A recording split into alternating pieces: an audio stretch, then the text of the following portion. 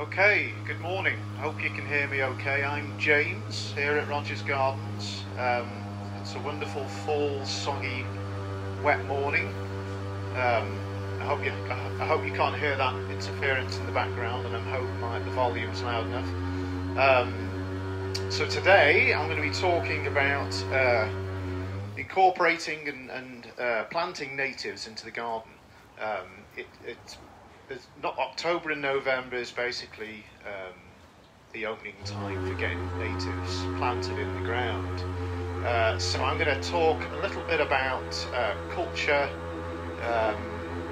more of an introduction to native plants today, a little bit about planting them. I did try a live feed last Saturday, but unfortunately due to technical problems I don't think it went down too good. So I'm going to kind of recap. On what I said last week. So as I said, my name's James. I've been interested in native plants, gosh, since I've been in California, really, which is about 16 years, going on 17 years now. I've always been interested in natural gardening. When I was back in the UK, besides my horticultural background, I was involved in a lot of conservation work with the Woodland Trust and other societies. And when I moved to California, I really fell in love with the native flora and fauna of California, especially the flora. I'm an avid hiker, an avid walker, and just walking around the local hills just really inspired me, and I decided that I was going to make native plants my specialty. So it's not just my job, it's also my hobby, and it's my passion.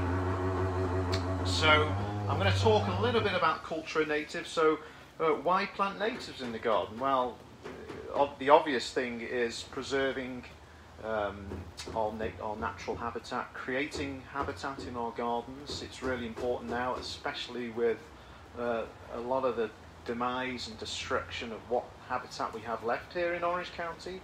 So by us planting and incorporating habitat into our gardens, you're really making a difference in helping out with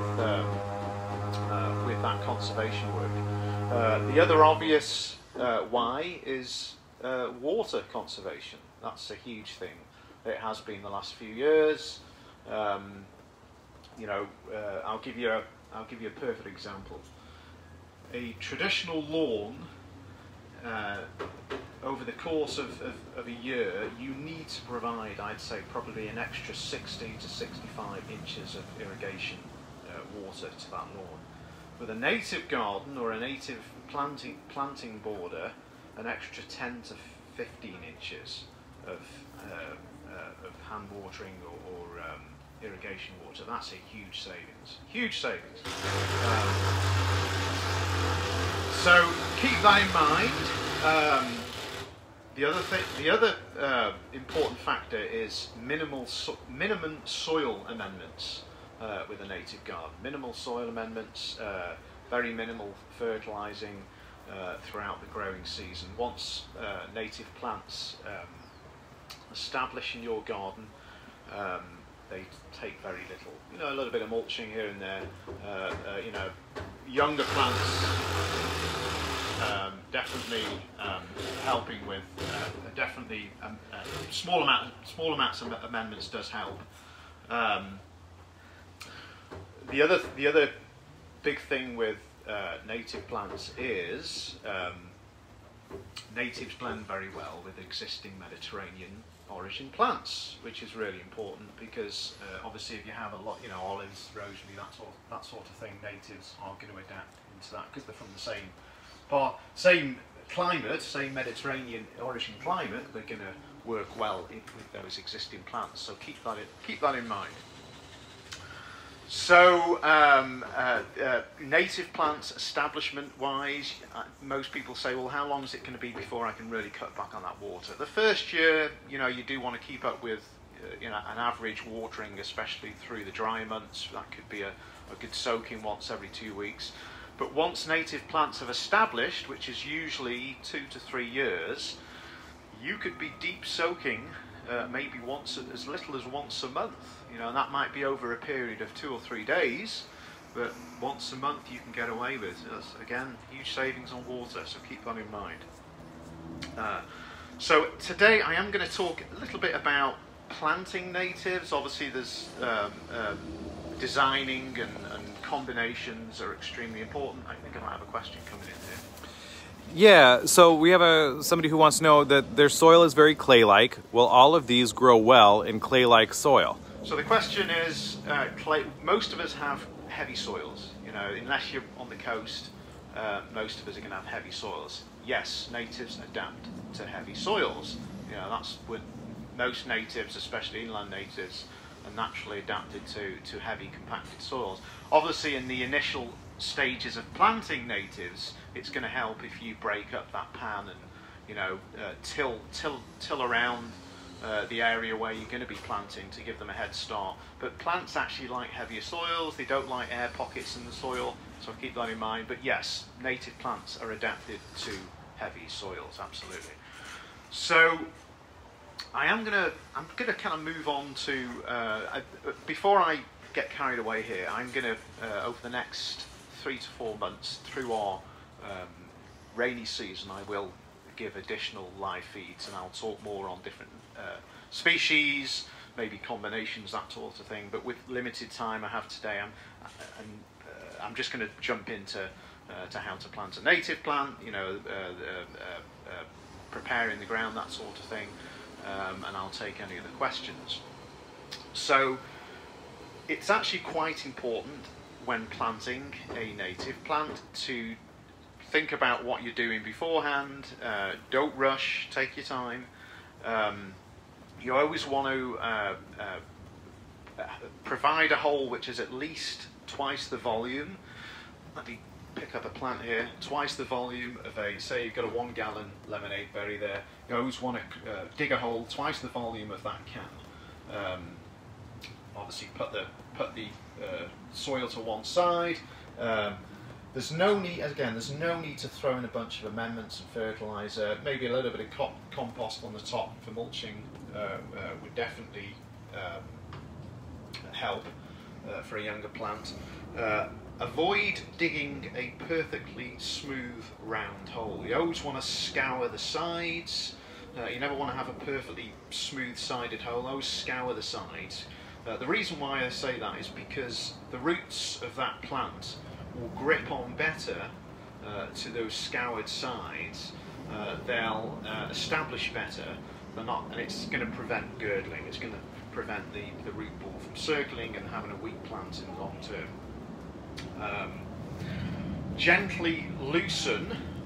Whenever you, this goes the same. This is the same with any plant you're putting in the ground. If anything, it's common sense. This isn't terribly root bound. Usually if it's root bound, you're going to have a bunch of girdled roots around it. But I always gently, just lightly scour at the base of the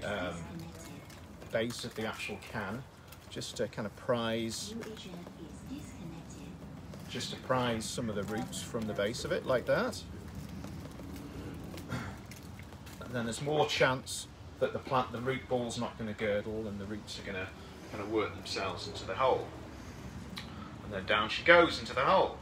Another important factor is you never want to plant the root ball too deeply into the hole. So let's pretend that's ground level where my left hand is. You always want to have it slightly above the ground, because you want to have the crown, which is this area here at the base of the plant, slightly shy of the level. So once that goes in, you put it in, you put your backfill, firm it in nice and tight with your backfill soil, which you dug out. You want to make sure you get rid of any air pockets. Natives do not like air pockets. Then the other important thing, and this is especially if you're planting on a slope, is you want to create a what most people would call a well around the edge of that root ball. Don't have it too deep. Don't create a bloody big castle moat around it, because the other problem you'll have is during a rain event like today, if you get a heavy downpour and that rain's sitting in that hole for long periods of time, you're going to get crown rot. So don't bring you know, the well that high, just slightly there so it catches a lot of the water, but make sure the crown is slightly above from not sitting in too much water in a heavy rain event. Really important. And then water, obviously deeply water that plant in, because that will also settle the soil in and it will make it more firm, it will settle the roots down into the hole. So bloody good water. And then you might need to do that in a week. With a newly planted plant, even in the winter, you might want to give it a good soaking in about a week's time as well. So in the initial 2 or 3 months of planting your natives, I would probably say for the first 4 weeks or so once a week, and then cut back to every couple of weeks. And hopefully we have a nice